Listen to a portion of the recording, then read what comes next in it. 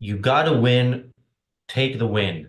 Those are reportedly the words of US President Joe Biden to Israeli Prime Minister Netanyahu after yesterday's attack on by Iran on Israel. Just to give some of the details of what Biden describes as a win, the attack was hundreds of drones, missiles, cruise missiles, ballistic missiles fired at Israel from Iran, Iraq, Syria, Lebanon, and Yemen.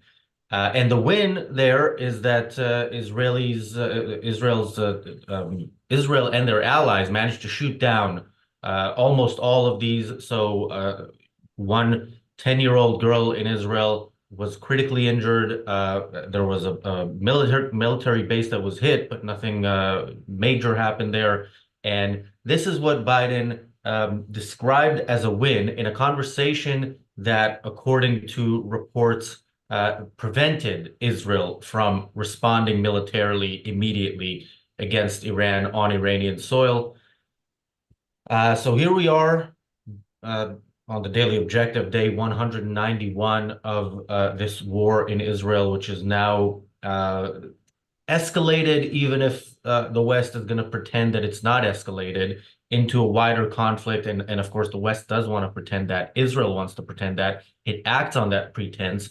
And that is going to cost it very, very dearly in the future, whether it's the immediate future or in the long run.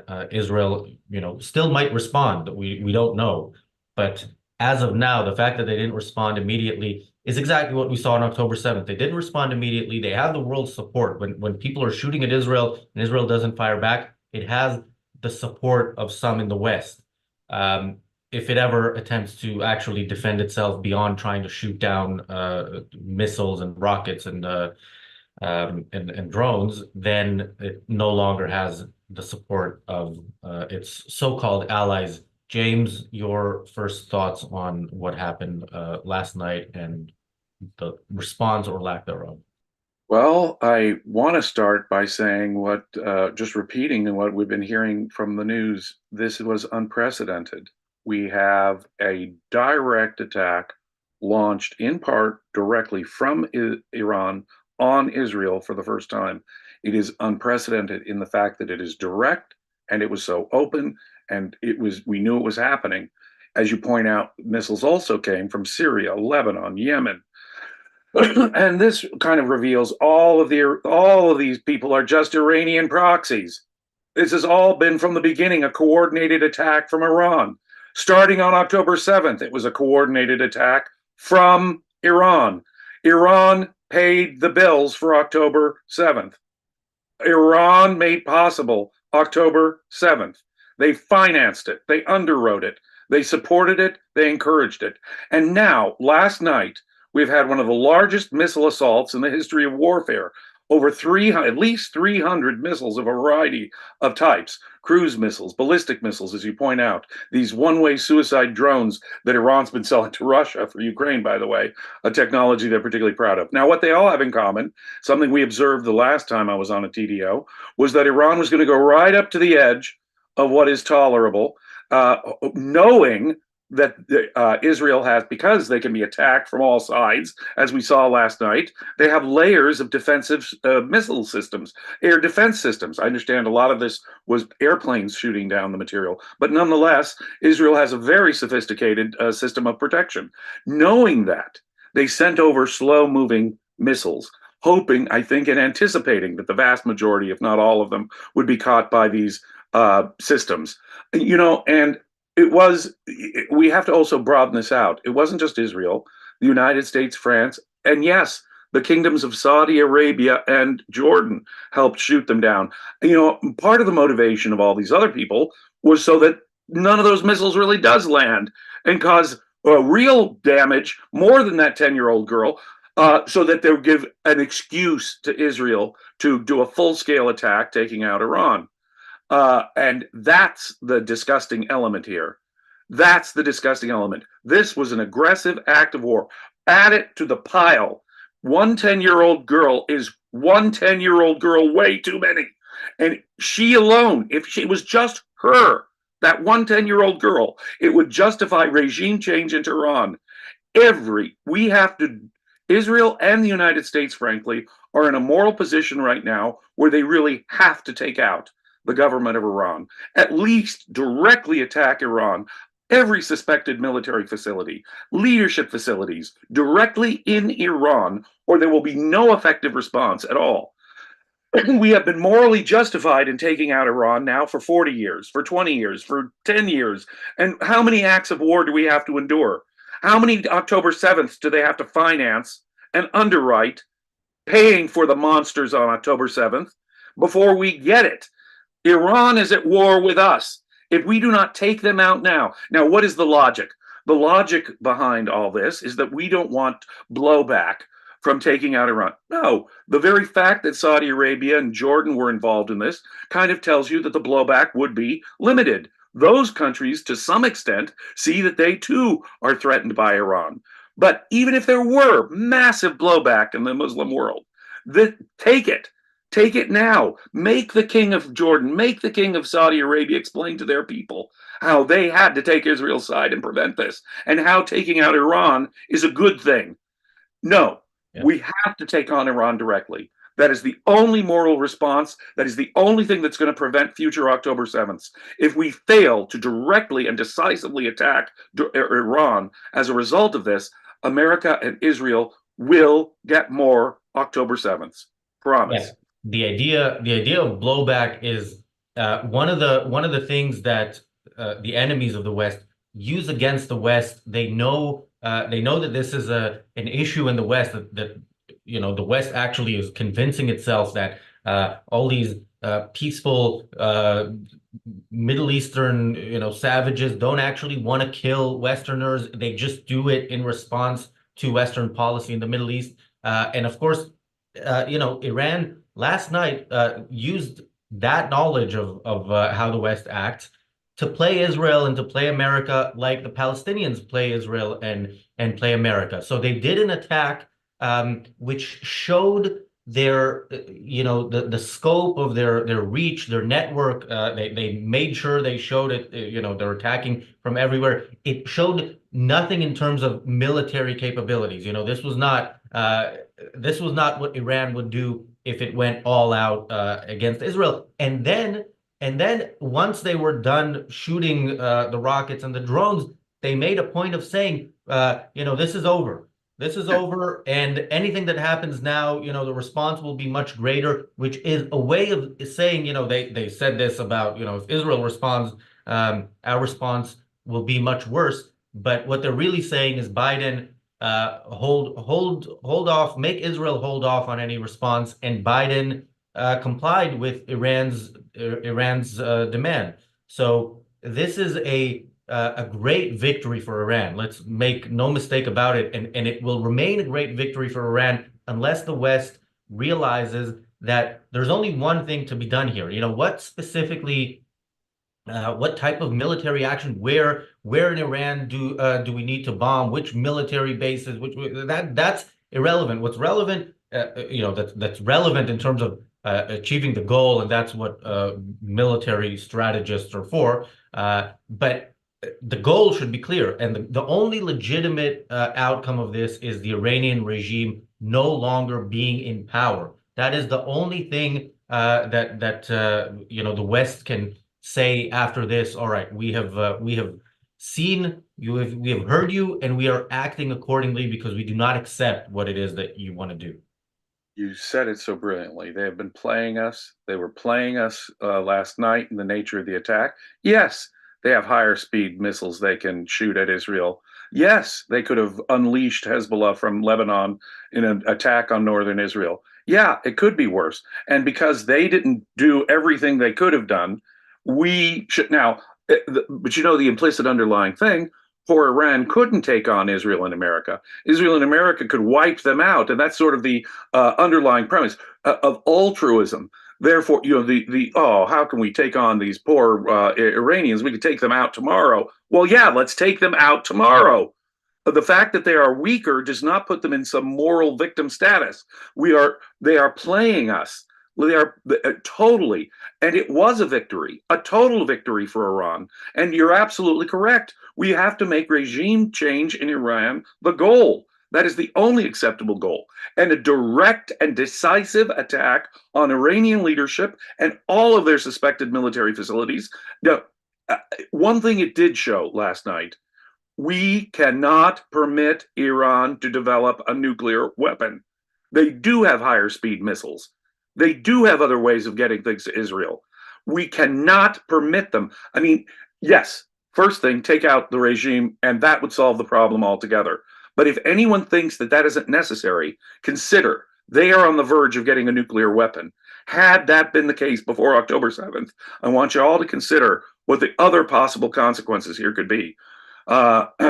Intercepting a nuke is very different than intercepting a cruise missile with conventional weaponry. Yeah, but it's a total victory. Until we make regime change our actual goal, until we ignore those comments about escalation or blowback, no, it's time to take the blowback and take it on, whatever it is, because it is worth it, or we will get more October 7th.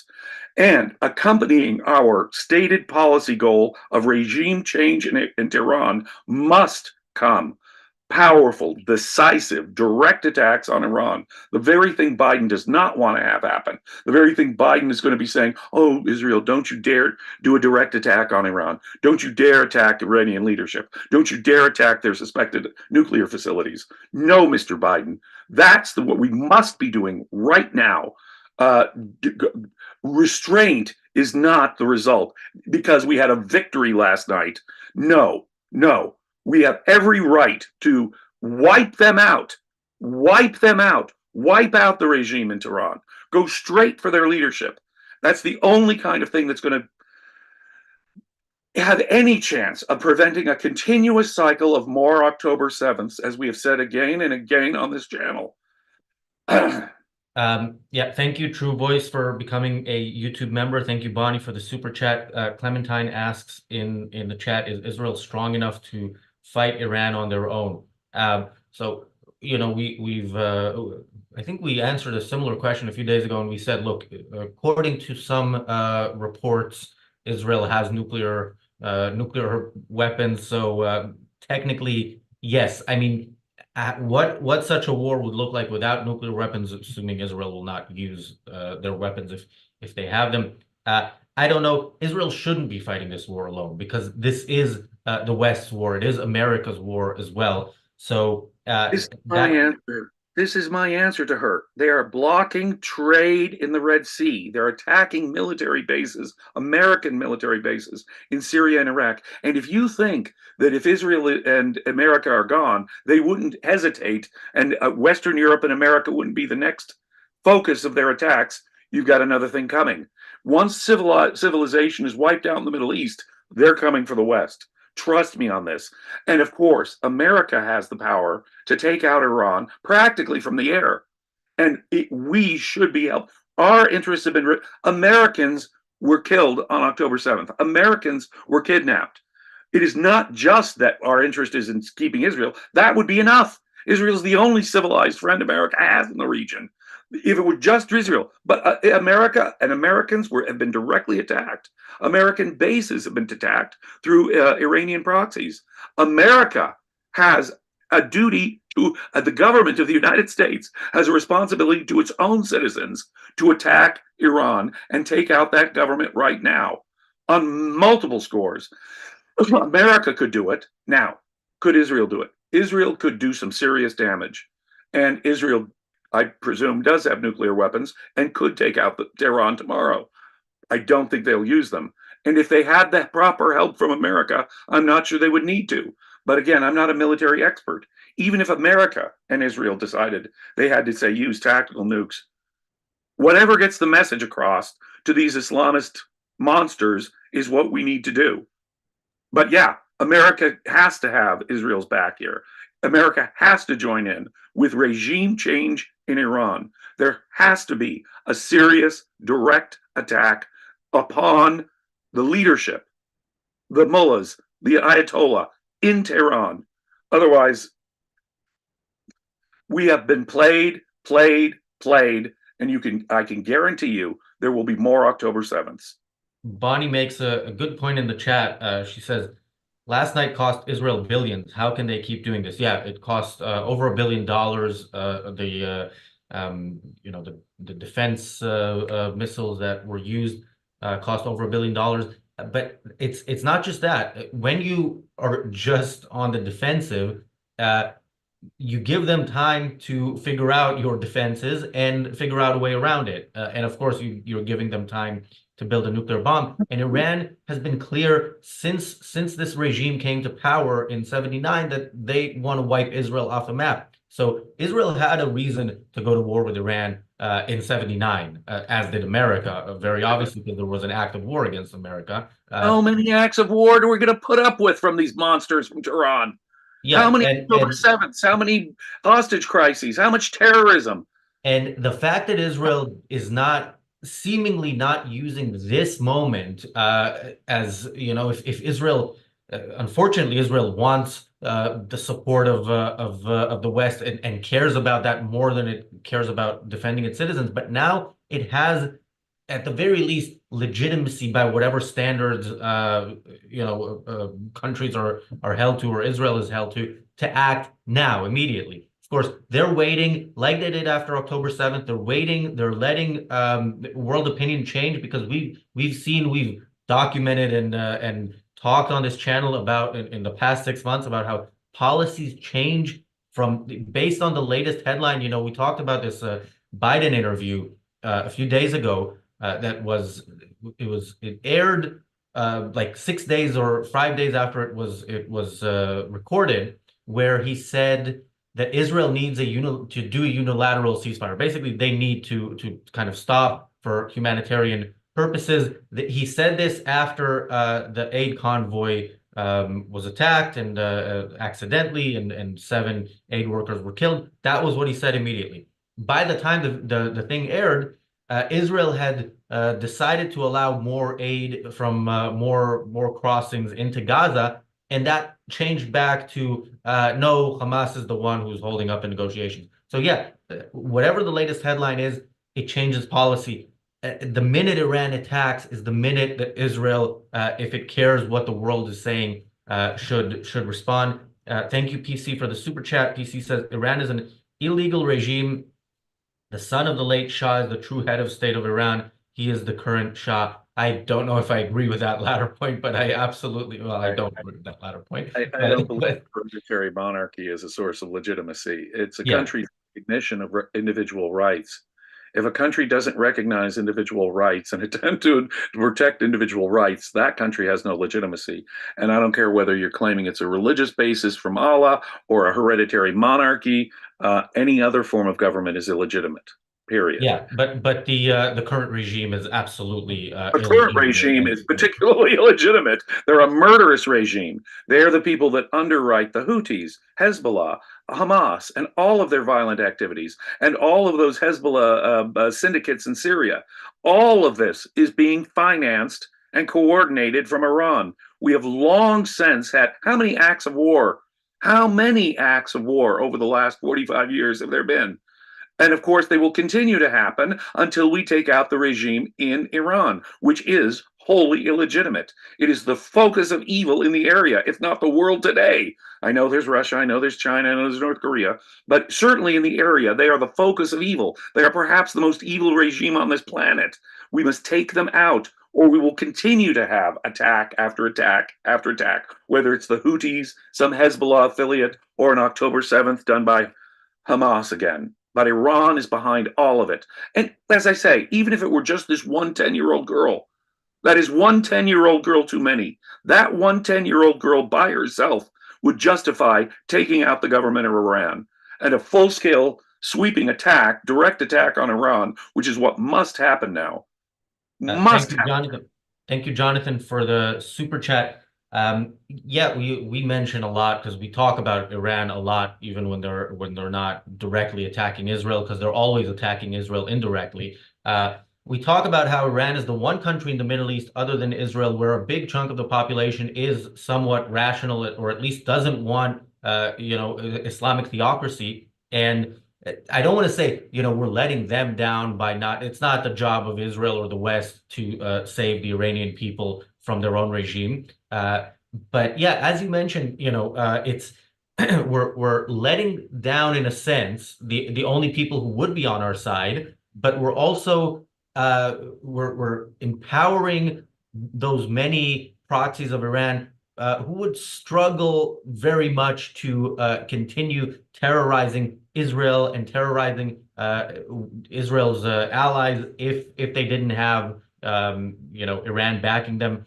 So by not acting against Iran, we're really basically perpetuating the current situation and guaranteeing violence against the West. So the de-escalation is something that is going to cost, and historically always costs. It always costs if you say, let me pretend that this enemy is not what it says it is, in the hope that maybe with the passage of time it will become civilized rather than become more powerful and more capable of taking us on.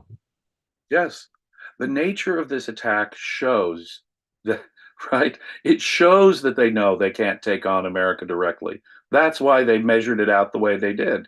And the way we respond, listen to the response from my government in Washington, D.C. The way we respond shows it works, shows that we're being played.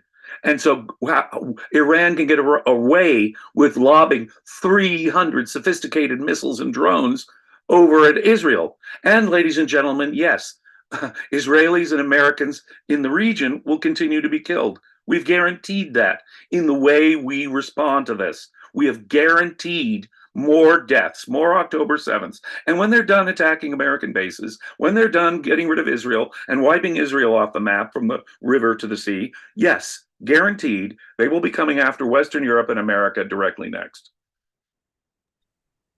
Can I remind the trolls in the chat to please use full sentences so we can use your comments in TRS Extra, the reality show Extra, when we read out trolls' comments. It's very difficult if it's incoherent and just, words here and there. I understand that's how your mind works.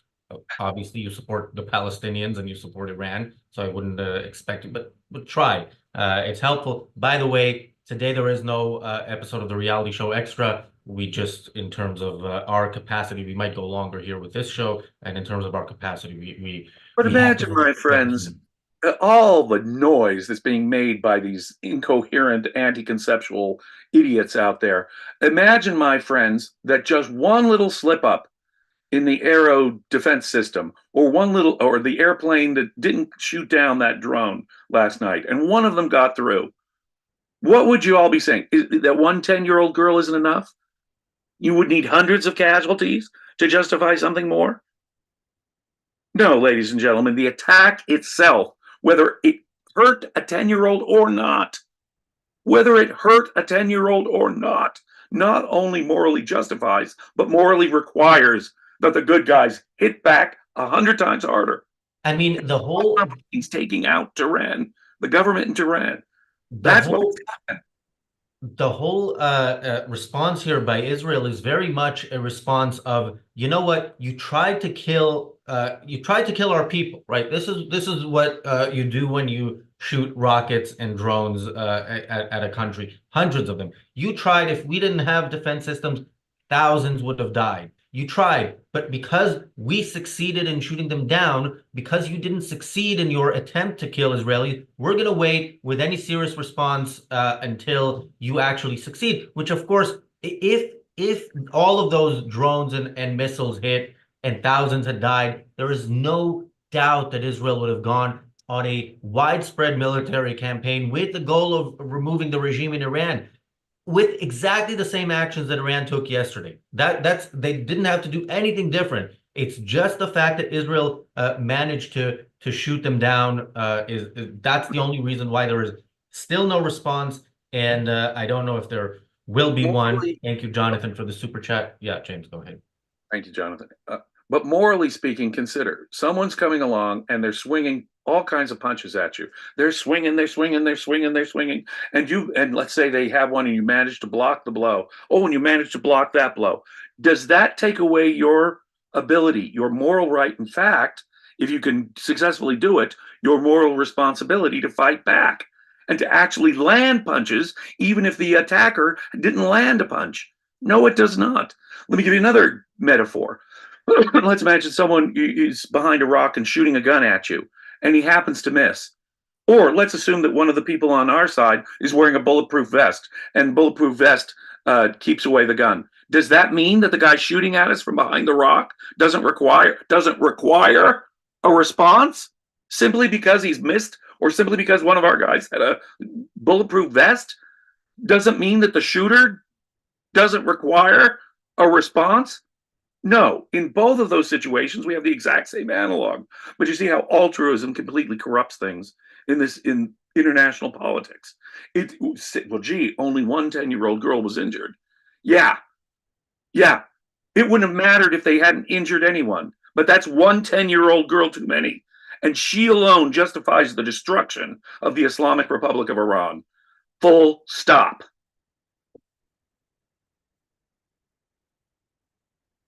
So thank you, Stefan, for the super chat. There's the Arab world, much of the Arab world isn't happy with this, and one of the people who commented is somebody from the PLO who said, and this is not an exact quote, but this is very close to exact, something to the effect of, we're disappointed with Iran because they gave Israel 2 weeks notice. They didn't use their best weapons. They used drones, knowing they're slow, knowing they have time to shoot them down, and so on and so on. He went through the issues he had with the attack, but then he concluded with, "But any attack on Israel is something we welcome, no matter what the results." This is the PLO. The PLO are the partners for peace. Supposedly, they are the people that, because Hamas did October 7th, so for now we can't really deal with them as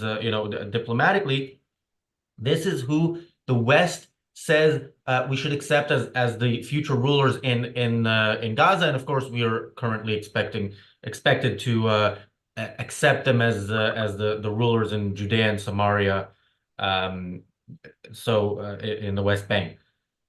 So yeah, it's by the way, it's really weird. They're you know, I'm surprised that somebody in the PLO doesn't understand this tactic, because the PLO themselves are still around because of their tactic of pretending that they want peace with Israel and then using whatever Israel gives them as a way of murdering more Jews. So, but And yeah, rewarding and paying bounties on killers. yeah. Yeah, no, these people obviously are part of the problem. They can't be. They cannot be part of any solution. Um, Yeah, thank you, Benjamin, for the super chat, and thank you, Eric, Enric, thank you, Apollo Zeus. Um, any last thoughts, James, on what we saw today? Of course, this channel will be covering this for days to come. Hopefully, we'll actually be covering an Israeli response of some sort. I don't imagine that it will be anywhere near what we're advocating for, but we will cover it nonetheless, James. I I can hope for a serious response, but I'm afraid I have to agree with you. I don't think we'll get anything approaching what even needs to begin to happen. Now, there was some good news in one sense. I understand we've been told by the Israeli War Cabinet they will speak in actions, not in words. And the Republic of France has asked all of their citizens to leave the Islamic Republic of Iran. Now, those are good signs, but honestly, I do not expect in reason anything approaching the appropriate kind of response here. Tehran should be wiped out. The goal should be regime change, and we need to have a serious, devastating, direct attack by both America and Israel on Iran itself. We cannot permit them to get nuclear weapons. Their military facilities are all subject to destruction, as far as I'm concerned, and we should go straight for the leadership. The mullahs, the Ayatollah themselves, have to be on the target list now. And the nature of this not getting through, them relying on the defensive systems, those defensive systems, in a way, and I know we're going to discuss this later this week on programs, but in a way, these defensive systems are a deceptive interference with the moral reasoning that we in the West should take on this. Those defensive systems cannot be used as an excuse, frankly, to prevent us from doing the self-defensive actions that are required to save civilization here. Yeah, Israel's defense capabilities are its worst enemy. That is the title for tomorrow's episode of the Daily Objective. By the way, we're not done here. We also have a super chat, but just so people know, I believe that's already scheduled. So after this show, you can go give that video a preemptive like. It helps with the algorithm. It helps a lot when we get likes ahead of a show. And yeah, and make sure you tune in for that. Thank you, John, for the super chat. John says, just want to express my appreciation for all your work as of late. Daily, your content is a must-watch. Mahalo. Thank you. Thank you. We appreciate that. And I guess, oh, and the reality show for tomorrow is already scheduled as well. So you can go give that a preemptive like as well. That is titled The Slow Death of Israel. Yeah, we don't pull punches on this channel, and we, of course, criticize the Israeli government more than anyone else. I've said, yeah, I'm disgusted by Israel's so-called allies attempting to prevent Israel from defending itself, going out of their way to prevent Israel from defending herself. But Israel should still act in its own defense and hasn't done so. And one thing I do from time to time on this channel, I'll do it again now, is encourage people to go back to our shows from October 7th while the attack was still going on, from October 8th, from October 9th. I think October 9th was titled something like Why Israel Can't Win. And of course, we didn't mean militarily it can't win. We meant morally Israel is the leadership of Israel, at least, doesn't have what it takes to do what needs to be done. And so we were saying this all along. Unfortunately, one thing I was also saying all along was I hope I'm wrong. Unfortunately, I haven't been wrong in that regard. But yeah, Our this shows have been outstanding, and from the beginning, prophetic. Not in a magical way. We unfortunately lived through history. We saw the patterns. We knew the philosophy that was motivating. Unfortunately, leadership in the West and in Israel. But do go back. Our episodes in October are sheer gold, ladies and gentlemen. You will not get better, more trenchant analysis of a current event than you will from Ayn Rand Center UK broadcasts on the attacks of October 7th. Back in yeah, October. and one thing you can't actually hear views similar to ours, even in the many pro-Israel YouTube channels out there, and I think that's we are a unique voice. I, of course, think we are correct on this. And if you agree, do please like, share, comment. Comments are super helpful, as I say. That's why we appreciate the trolls as well so much, because they comment a lot. I don't know if the algorithm cares if a sentence is coherent or grammatical. I think a comment is a comment as far as the algorithm is concerned. But yeah, do share this content, and look, if there's any way to prevent what we think is going to happen from happening, then it is by changing minds, and that is what we're trying to do here. Thanks everybody for watching. Thanks, James. We'll see you tomorrow on the Daily Objective and the reality show, which again are already scheduled. Go give them a preemptive like, and we'll see you tomorrow. Be safe.